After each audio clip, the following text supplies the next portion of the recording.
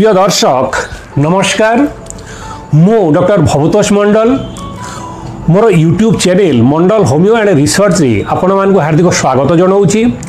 आज मु गोटे एपरी औषध आलोचना करी जहाकू समलक्षण मते सेवन कले मुंड बथा, बारंबार ठंडा धरिबा, बात, पित्तबांती, पक्षाघात इत्यादि रोग जहाँ होता ना कहीं ताहा अति सहजरे सबुदिन चलीज। आज आलोच्य औषधटी हूँ सैंगुइनेरिया कैनाडेंसिस।